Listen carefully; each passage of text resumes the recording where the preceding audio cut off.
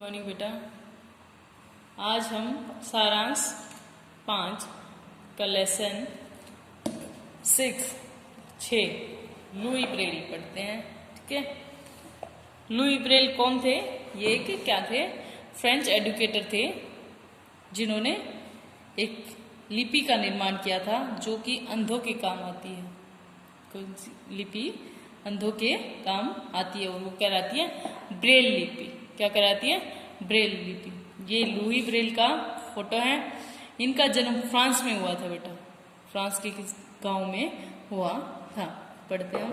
Louis Braille ने Braille लिपि का आविष्कार करके नेत्रहीनों के जीवन में रोशनी लाने का महान कार्य किया था। लुई ब्रेल ने क्या किया था? ब्रेल लिपि का निर्माण करके जो अंधे व्यक्ति थे उनके जीवन में रोशनी का निर्माण किया था। वह स्वयं नेत्रहीन था। वह खुद क्या थे? अंधे थे। उसने अपने अथक परिश्रम, साहस और लगन से यह अद्वितीय करिश्मा कर दिखाया। उन्होंने क्या किया? अपने परिश्रम, मेहनत और साहस, हिम्मत से और लगन से क्या किया? यह अनोखा कारनामा कर दिखाया। नेत्रहीन भी समाज के अभिन्न अंग हैं। नेत्र जो अंधे व्यक्ति थे वो भी समाज के अभिन्न अंग है, महत्वपूर्ण भाग हैं। वे उच्च पदों पर कुशलता पूर्वक कार्य कर रहे हैं। वे अनेक ऊंचे पदों पर कुशलता पूर्वक कार्य कर रहे हैं, कुशलता से काम कर रहे हैं। लुई ब्रेल अपने घर के बाहर बैठा था। लुई ब्रेल कहाँ बैठे थे? अपने घर के बाहर बैठे थे। उस समय चारों ओर प्राकृतिक सौंदर्य बिखरा हुआ था। प्राकृतिक मीन्स वातावरण में सुंदरता फैली हुई थी। आसमान में काले काले बादल तैर रहे थे। आसमान में क्या था? काले बादल दिखाई दे रहे थे। खेतों में किसान हल चला रहे थे। खेतों में क्या कर रहे थे? किसान हल चला रहे थे। फूलों पर तितलियां मंडरा रही थी। फूलों पर तितलियां मंडरा रही थी। पर लुई इनका आनंद नहीं ले पा रहा था। पर क्या था? लुई इनका आनंद नहीं ले पा रहा था क्योंकि वह अंधा था। वह इन चीजों को नहीं देख पा रहा था। 5 साल का लुई अब कुछ भी नहीं देख पा रहा था। 5 साल के थे वो तब ये वातावरण था और वो इन चीजों को नहीं देख पा रहे थे। पर पहले ऐसा नहीं था। वह 2 साल पहले प्रकृति की मनोरमा छटा को निहार करता था, लेकिन वो बचपन से ही अंधे नहीं थे। पैदा होने के बाद से अंधे नहीं थे। वो 2 साल पहले ही अंधे हुए थे। 2 साल पहले से प्रकृति की सुंदर नजारे को वो देख सकते थे। परंतु एक दिन सब कुछ बदल गया। अब इसके बारे में बताया गया है बेटा। कैसे? लुई के पिता का नाम साइमन था। क्या नाम था लुई के पिता का नाम? साइमन। वे घोड़ों पर बैठने की जिन बनाते थे। घोड़ों के ऊपर जो शीट बनती है, काठी बनती है, वो बनाते थे। कौन? लुई के पिता।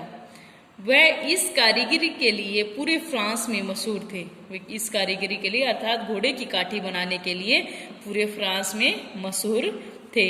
उन्होंने एक बहुउपयोगी कार्यशाला बना रखी थी। बहुउपयोगी में अनेक उपयोग की कार्यशाला जहाँ वे बनाते हैं बना रखी थी। लैब कार्यशाला होती है, लैब बना रखी थी। उसमें तरह तरह के औजार, तरह तरह के मीन्स अनेक प्रकार के औजार, चमड़ा काटने तथा छेद करने के चाकू, सूजे आदि लटके हुए थे। उस लैब में क्या क्या थे? चमड़ा काटने के तथा छेद करने के चाकू, सूजे आदि लटके हुए थे।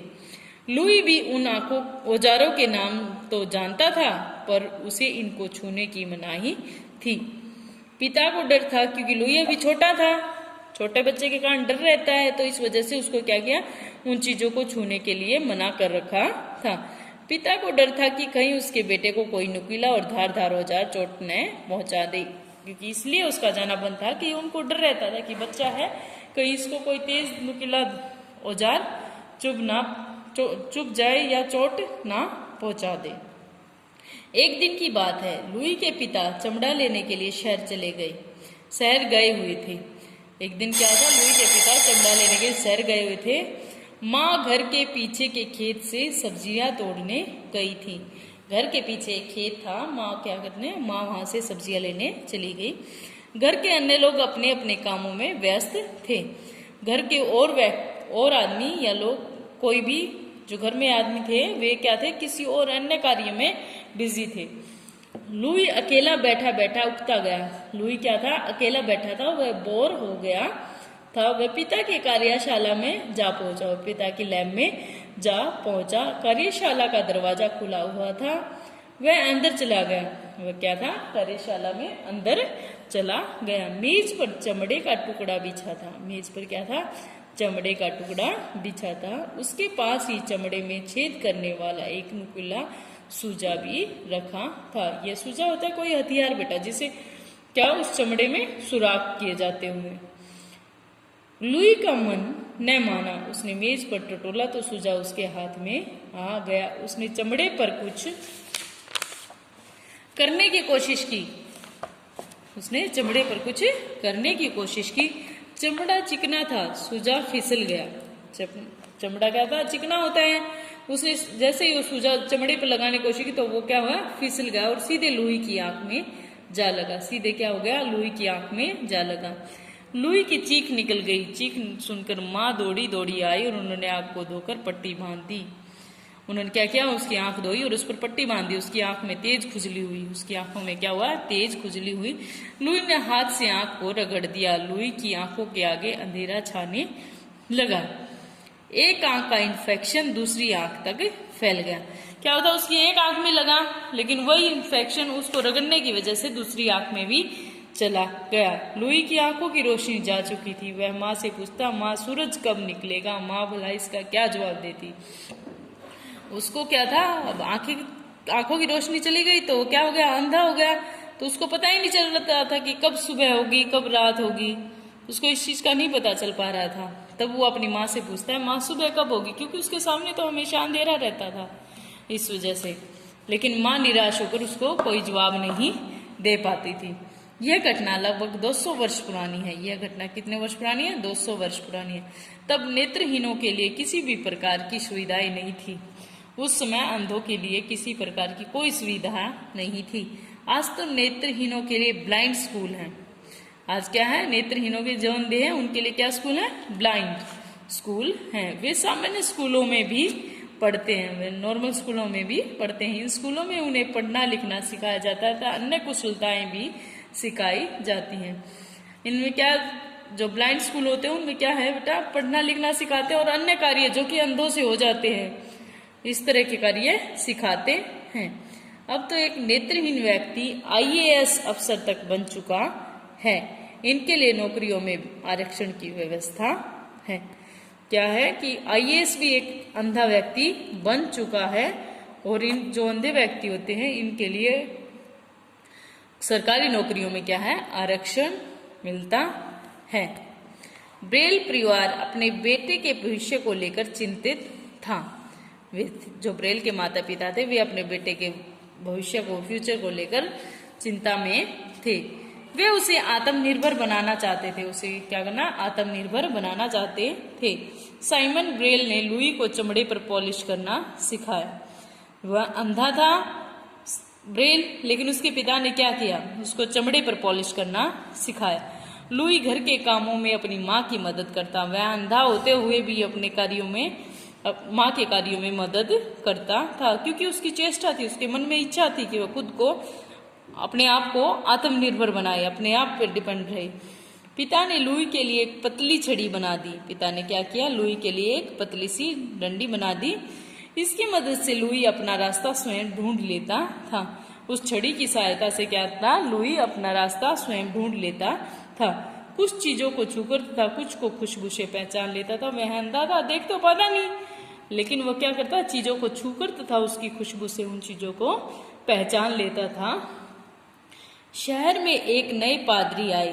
पादरी होते हैं, पादरी चर्च वगैरह में होते बेटा, ये पढ़ाते हैं, टीचर ही बोलते एक तरह से। उनके आने से लुई के जीवन में रोशनी आ गई। उस पादरी के आने से उनके किसके, लुई के जीवन में रोशनी आ गई।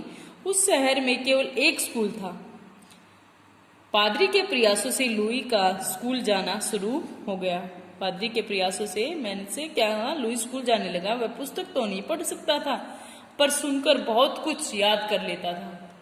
वह देखने की वजह से पुस्तक को पढ़ नहीं पाता, लेकिन जो उसको पढ़कर सुनाई जाती उसको बहुत अच्छी तरह से याद कर लेता था। वह सोचता क्या वह कभी पुस्तकों को पढ़ पाएगा। लुई क्या सोचता मन मन में कि क्या कभी वो पुस्तकों को पढ़ सकता है, क्योंकि वह अंधा था। इसी बीच पादरी को पता चला कि पेरिस में नेत्रहीनों का एक स्कूल है। इसी बीच उस पादरी को, अध्यापक को पता चला कि पेरिस में क्या है, एक अंधों का स्कूल है। काफी पत्र व्यवहार के बाद लुई को पेरिस के royal Institute for the Blind में दाखिला मिला। काफी कार्य करने के, काफी पत्र लिखने के पश्चात, काफी बार मेहनत करने के बाद क्या था, लुई को उस स्कूल में एडमिशन मिल गया। कौन से स्कूल में? The Royal Institute for the Blind में। The Royal Institute for the Blind में ये कहाँ है? पेरिस में। कहाँ पे है? पेरिस में। किसको दाखिला मिला इसमें? लुई को। फरवरी 1819 में लुई एक घोड़ा गाड़ी में बैठकर पेरिस के लिए रवाना हो गया। क्या फरवरी 1819 में क्या हुआ? लुई एक घोड़ा गाड़ी में बैठकर पेरिस जाने के लिए चल पड़ा। स्कूल काफी बड़ा था, स्कूल बहुत बड़ा था। करीब 100 नेत्रहीन बच्चे वहां पढ़ते थे। कितने बच्चे पढ़ते थे? 100। वहां शोरगुल काफी था, वहां पर काफी सारा शोर था, क्योंकि 100 बच्चे थे। तो इसलिए लुई के लिए यह जगह भूल भुलैया से कम न थी। भूल भुलैया होती है जहां पे रास्ता भूल जाए, गुम हो जाए, इस तरह से उससे कम न थी। धीरे धीरे वहां उसके कोई दोस्त बन गए। धीरे धीरे जब वो वहां रहने लग गया तो उसके कई सारे दोस्त बन गए। दोपहर बाद स्कूल की कार्यशाला में बुनाई तथा चमड़े की चप्पलें बनाने का काम सिखाया जाता था। उन अंधे व्यक्तियों को आत्मनिर्भर बनाने के लिए बेटा क्या किया जाता था? दोपहर के बाद स्कूल की कार्यशाला में क्या सिखाया जाता? बुनाई का कार्य, चमड़े की चप्पल बनाने का काम सिखाया जाता था। हाथ के काम में लुई बहुत दक्ष था, बहुत सक्षम था, करने में बहुत ही चतुर था, वो जल्दी कर लेता था। उसे इन कामों में पुरस्कार भी मिले हैं। उसको क्या मिला है? प्राइज भी मिले हैं हाथ के कार्यों में। शाम के समय वह संगीत सीखता। शाम के समय उनको क्या था? संगीत सिखाया जाता था। उसे पियानो बजाने में बहुत आनंद मिलता था। जो ये अंधों के लिए होते हैं बेटा, इनमें बहुत सारे कार्य इनको सिखाए जाते हैं। जैसे कि आपके लेसन में भी दिखाया गया कि उनको हाथों से बनाने के कोई न कोई चीजें सिखाई जाती हैं, म्यूजिक सिखाया जाता है। उन दिनों नेत्रहीन छात्रों के पढ़ने के लिए किताबें नहीं थी। उस समय में क्या थी? नेत्रहीन व्यक्तियों के पढ़ने के लिए किताबें नहीं थी, लेकिन आज के टाइम में हैं। केवल एक ही विधि थी, हर अक्षर को कागज पर उबाकर छापा जाता था। उबाकर में ऊंचे कर दिया जाता है, अक्षरों को पेज पे ऊंचा कर दिया जाता था, उन्हें छूकर पहचाना जाता था। कुछ अक्षरों को पहचानने में मुश्किल होती थी। क्या होता? अक्षर पहचान, कुछ तो पहचाने जाते, लेकिन कुछ अक्षरों को पहचानने में काफी मुश्किल होती थी। लुई दिन रात एक ऐसी लिपि के बारे में सोचता रहता जिसे नेत्रहीन आसानी से पढ़ सके। लुई के मन में क्या आ गया था कि मुझे एक ऐसी लिपि बनानी है जिससे अंधे व्यक्ति भी पढ़ सके, और वह दिन रात उस बारे में सोचता रह गया और वह करने की कोशिश करने लगा। वह हर समय अपने साथ मोटे कागज और सुजा रखता